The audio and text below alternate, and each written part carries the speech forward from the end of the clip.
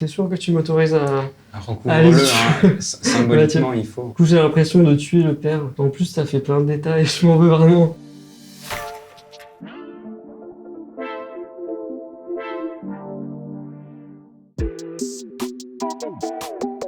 Alors moi, je dessinais pas de la science-fiction au départ. Hein. J'ai commencé en faisant La Belle Mort à Adrasté. En fait, justement, la science-fiction, moi, est venue d'un besoin de me politiser. J'avais besoin d'exprimer mes idées et d'avoir le sentiment que je faisais un métier un petit peu utile. De mon côté, la science-fiction, c'est vrai que c'est le genre qui m'intéresse le plus en tant que lecteur et en tant que spectateur de films. Là, je suis en train d'écrire du coup mes propres histoires. En ça, l'actualité m'enrichit. Ça donne des envies de projet, ça nourrit des questionnements en fait. Je pense que c'est surtout des questionnements qui sont à la base de projets de science-fiction. Une fois qu'on commence à vouloir déchiffrer ce genre-là, on ne peut que tomber sur des idées, des choses à explorer. Je dirais qu'aujourd'hui, c'est une bande dessinée qui va surprendre. À mon sens, la science-fiction, c'est un thème assez cloisonné et c'est pas évident de se renouveler, de proposer quelque chose de neuf. L'iconographie autour de la science-fiction est extrêmement riche, que ce soit à travers la littérature illustrée ou à travers surtout le cinéma. Pour moi, ça a été tout l'enjeu dans mon adaptation, d'essayer de se démarquer des films qui ont déjà été faits autour de 84. Je pense qu'on a été influencé aussi par les mêmes films de science-fiction, Solaris, par Blade Runner, mais on essaye de faire autre chose. Exactement. Je pense que ça date de l'adolescence, justement à ce moment-là où on commençait à écumer en tout cas les classiques de la science-fiction, où j'ai découvert coup sur coup Philippe K. Dick, le 2001 d'Arthur C. Clarke et 1984. Et je pense qu'à cet âge-là, il y a une espèce d'épiphanie, quoi, de se dire waouh, mais c'est quoi ce roman, dans quoi je me suis embarqué? Comment ça se fait qu'il y a une telle résonance avec ce que j'ai l'impression de vivre, mon quotidien et la société telle qu'elle était construite? Ça a été pour moi la plus grosse révélation littéraire. J'ai découvert le roman quand j'avais 14-15 ans. Je faisais beaucoup de dessins de science-fiction, d'anticipation, mais j'avais encore aucune idée de ce que j'allais avoir envie de raconter en tant qu'auteur. Et en fait, ma prof de dessin du lycée est tombée sur mes illustrations et elle était persuadée que j'étais en train d'illustrer 1984. Et je connaissais pas du tout. C'est une réponse assez compliquée. Il existe en Corée du Nord, il existe en Chine, dans le sens totalitarisme tel que George Orwell le concevait, donc un totalitarisme autoritaire. On peut le voir en France de différentes manières aussi, à mon sens, par un consumérisme qui crée des besoins artificiels, du divertissement et de la culture, par exemple. On peut trouver plein de connexions avec ce qu'on vit aujourd'hui, bien sûr. Forcément, Orwell a poussé le curseur au maximum pour nous montrer jusqu'où le pouvoir peut aller, et je trouve qu'on a tendance des fois à trop regarder ailleurs, et je trouve pas assez regarder près de chez soi. Et l'intérêt d'une fiction, c'est de pouvoir questionner des choses qui sont proches de chez nous, et que le lecteur se pose ces questions-là sans se rendre compte qu'en fait, il est en train de lire des choses qu'il connaît. Moi, team Isaac Asimov. J'ai besoin un peu de fantaisie quand même. J'ai besoin aussi qu'on me fasse voyager. Qu'il y ait un moment où l'œuvre, elle transcende aussi son propre message. J'ai l'impression que ça part au clash. Moi, bizarrement, je vais répondre team Orwell, à la surprise générale. Moi, c'est cette austérité dans l'œuvre d'Orwell qui me séduit aussi. Même de manière générale, j'aime bien des œuvres où il n'y a pas tellement d'aventure et où il n'y a pas forcément d'enjeu.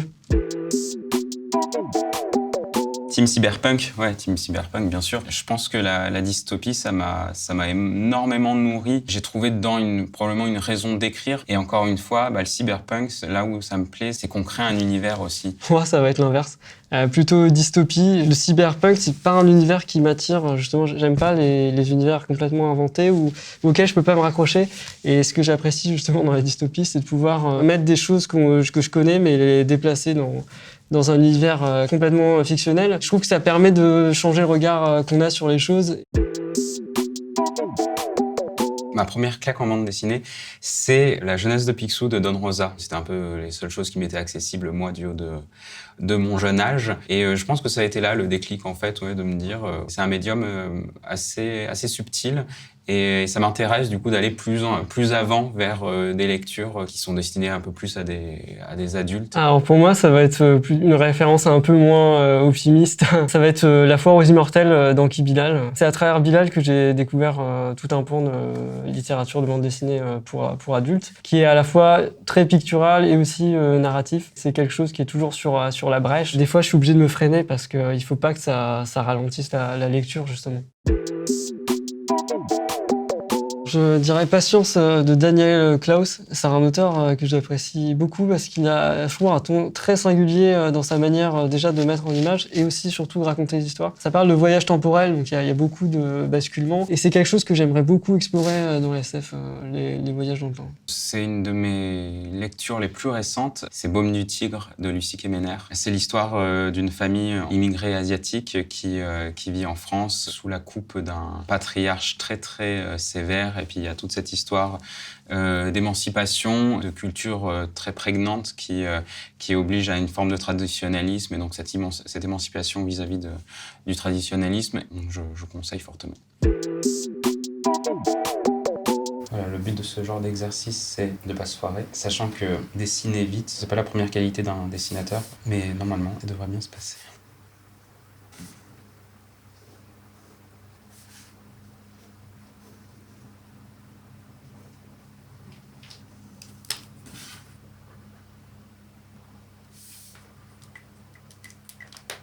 C'est bon pour moi. Alors je vais essayer d'habiller un peu l'environnement du robot dessiné par Mathieu pour l'intégrer à l'univers de mon album. Comme ça fait vraiment une passation entre les deux univers.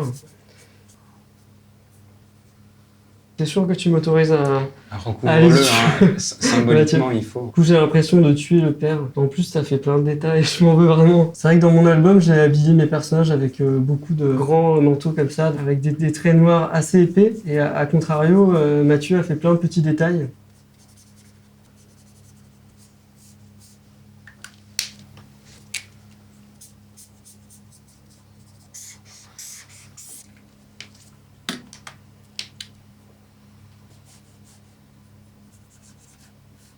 Je vais rajouter une petite touche de couleur. Voilà, je pense qu'on peut arrêter le carnage. Il n'y a plus qu'à signer.